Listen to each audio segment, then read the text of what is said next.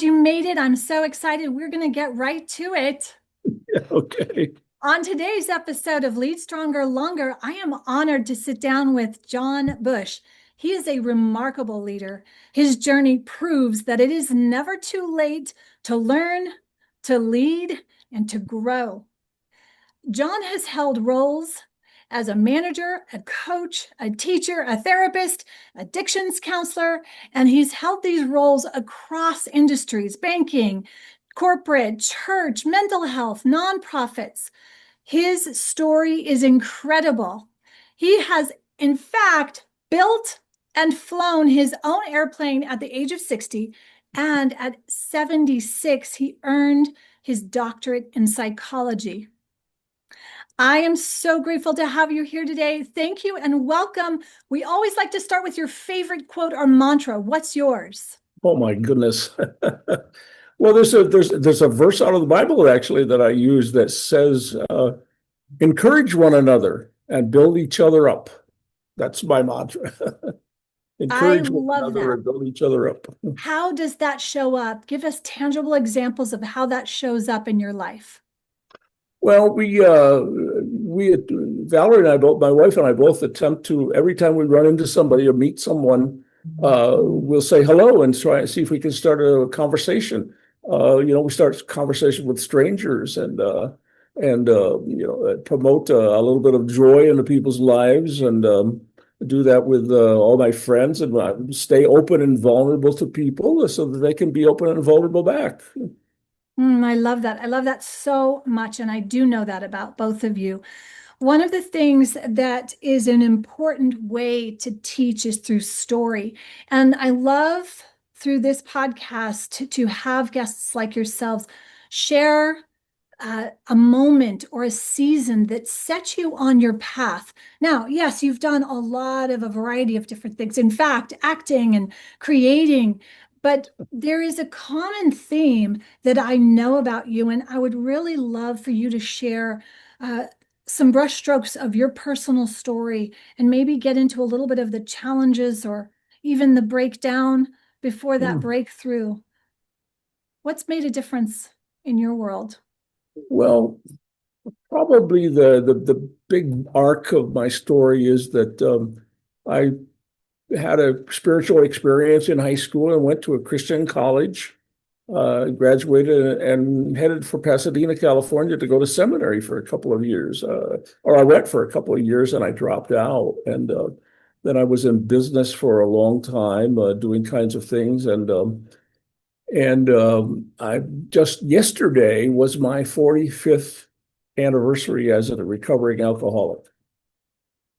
So that was a huge change in my life.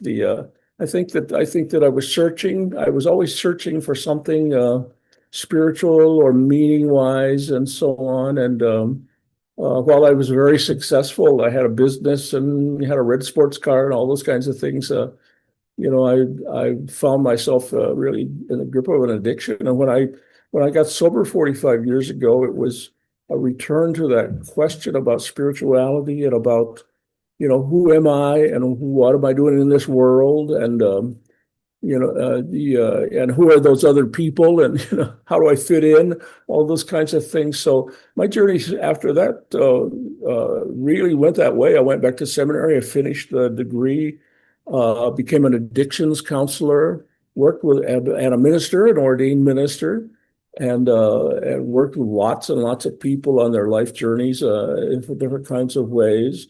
And then we had moved, Valerie and I moved here to Grass Valley, California from Philadelphia. And I've worked in nonprofits for a long time, working with people. So my work is with people.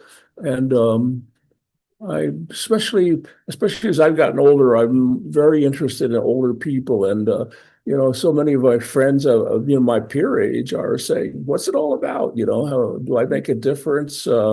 What's meaning in this world and so on. And I've wrestled with those kinds of things. I've wrestled with the loss of, as I've gotten older, with the loss of a strength and ability, and can't run as fast as I usually can't run at all.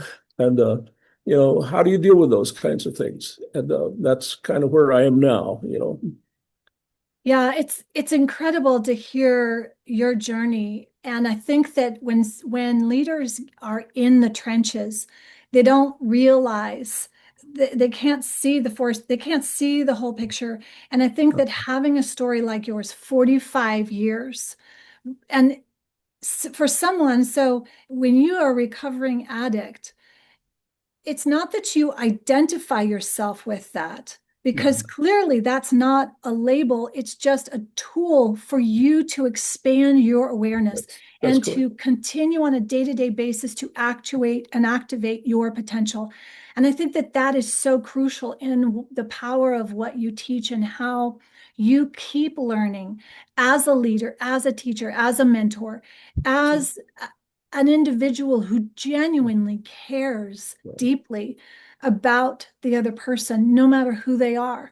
And I think that that is such a testimony and an example of your original quote, Yeah. that you're living it. So you're leading by that. And when you look from everything that you've learned, what advice would you give? Well, two things. Would you give to your younger self? And Mm. maybe at certain points when they needed to hear something specific. And then if that doesn't pinpoint something for you, then what advice, recommendation would you give to someone maybe in your shoes 10 years ago? Yeah. I think Stephanie, Stefana, that one of the major things that I realize so strongly is that I must stay in community. We are social animals, and to not be in community, to not be open to being in community is dangerous for us.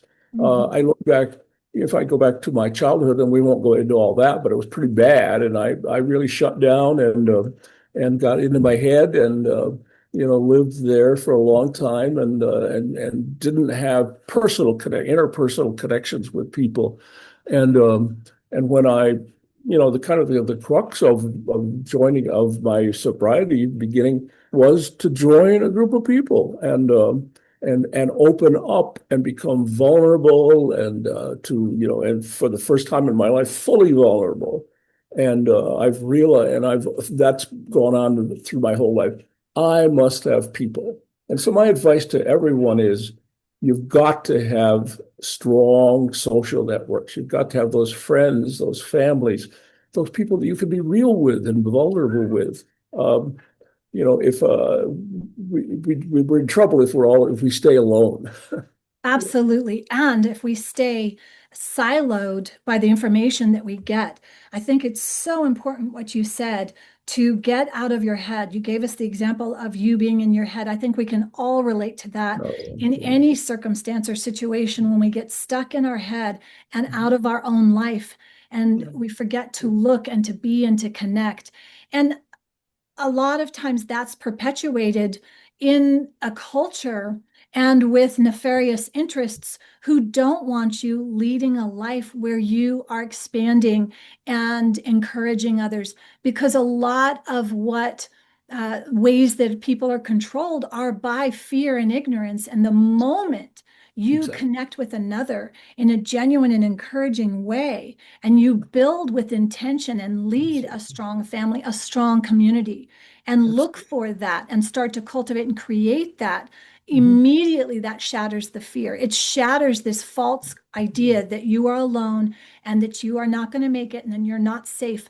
Um, Maybe not completely, but enough that you can move forward and clearly build a life like the one that you've built, Absolutely. incredibly building an airplane and flying it and getting your doctorate at 76. This is unheard of for so many. And I think it is incredibly inspiring. And I'm just in awe and appreciate you so much taking the time to be here. Of As course. we wrap up, I wanted to ask you in terms of holding it all together. You Mhm. said reaching out for community, but is there another piece because there's so many who are embarrassed or ashamed or afraid. I mean, it ultimately comes down to them being afraid to share and be vulnerable. So, what's that window right before where what would the advice be or recommendation for someone right before they are ready to be vulnerable and share in a community? What can they do? How can they navigate that? I think you have to, I think it's a recognition of risk. You know, Mm. it feels risky to open up. It feels risky to talk to someone, to become real. So think about that, and you know, ahead of time, and realize that it's not a real risk. There's not a danger there. For me to open up to someone or for you to open up to someone, uh, what's the worst thing that can happen? They may say, I don't want to talk to you, something like that. But the good thing that can happen is immense. You know, it has all the potential of being immense. Incredible, incredible. And it's really, as you're saying it, clearly it's common sense. However, a lot of common sense is in short order these days, and folks are not thinking, they are not taking the time to recognize the risk in Right. anything. They're just order followers and following the next whatever, and following leaders who aren't actually leaders, but dictators All right. with a nefarious agenda. And Yeah. so, in terms of how you've become someone who can mentor and lead and grow, is it more so that you're modeling this, or how does it come about for you in how you're leading and showing up your life in terms of the community? Because clearly you're at this point where you are giving and leading communities. Yeah, a How, lot of it. I'm sorry. yeah, so how is that showing up? How would we do that and Well, take action? a lot of it is in modeling. For instance, Valerie and I, my wife and I, both right at the time, at the ending of the COVID thing, said we're not seeing people. You know, we're all camped up in our home, and we said we want to build our social network stronger. So we set up something we call the end of the month party at our house, and we have invited. Uh, 50 or 60 people that we know to come to our house and have a potluck supper and play games and talk and laugh and all kinds of things like that. And that's been going on for 3 years now that we've done that. And so we're having more and more. We get 25 people in here at the end of the month, and more people are seeing that and joining us and saying, I'd like some of that. So we keep, can I come? You know, so we're trying to spread the thing, you know, make big ripples in the pond. Yeah, Beautiful. So I've heard this theme: intentional, yeah, absolutely. encouraging, and holding others up. And I think that they're not just words. They're No. absolutely actions, and it gives me so much hope and joy to hear that and to know that you're in this world and that you and Valerie, I just adore you both so much. What are your book recommendations? This is something that we all love, is a favorite book. What's your go-to? Well, I've read a mountain of books, I guess, but I was thinking about that. One of them is The Road Less Traveled, Scott Peck's book. Mhm. Just absolutely, it was a turning point for me when I read Peck's book. There's another book too that is called Necessary Losses by the Judith Viorst, and she talks about if you're going to move forward in your life, you have to be able to let go of things and grieve those things before you can move on to the next stage, the next challenge, and so on. And that was really opening my eyes. That was back in 1986, I think it was published, but that really opened my eyes. I'd say if you had those two books, and then I'm right now reading a book by Arthur Brooks entitled Strength to Strength. It's a pretty new book, and he talks about as we age that we lose some kinds of strengths, physical and fast thinking and so on, but we gain other strengths, more wisdom, more perspective, and so on. Uh, Really great stuff for a person who is aging. I'm 88. I'll be 89 in November, and Amazing. still going strong, I guess. So Yes, it's yeah. 100%. I think buying into uh, this idea, my grandmother is one of my closest friends, and she lived into her 90s, and I Mhm. just believe that we have so much to offer, and there's been an intentional disconnect and an Yes, intentional break in family and generational and connection of genuine richness. yes, And so the antithesis yeah. of connection is the fear and the holding yourself back, and Yeah. so just every day working towards being more intentional Right. and authentic with yourself, Yeah. because if you are afraid to go communicate with someone else, then you are somehow lying to yourself, right? I think that Mhm. that's what happens, is what holds us back, that we don't want to actually show ourselves because we don't know ourselves and we don't know what we might do. So we're confused within You know, ourselves. So we we've got to balance that work. I myself did seminary and became an mm, ordained minister early in my life. And part of that work was that I made sure I had an amazing mentor. I made sure that I looked at myself first, and I never pointed mhm, the finger mhm, when the fingers would, like, mhm, because there was a lot of finger pointing going on mhm, in religious mhm, culture. And my mentor said, no, you look, if you can't say for yourself, you know, exercise every day, go walk, mhm, stop drinking, to mhm. another person. If you can't do that for yourself, how dare you?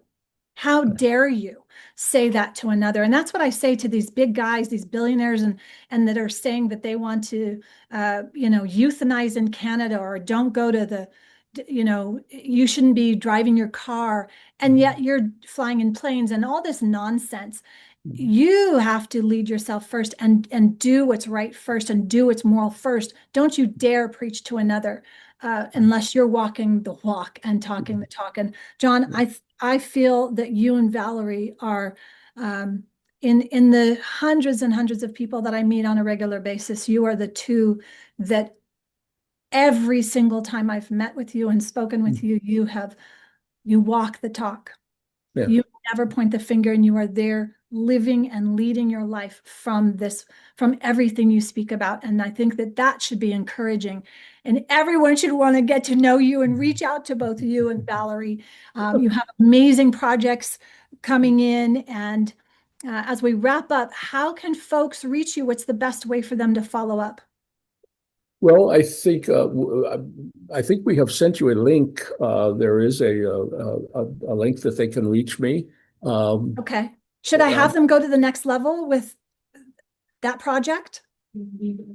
it would, well, it's my own link. It's a Okay, so your personal link, absolutely. Then I'll make email, sure that email, they have it. yeah, And probably.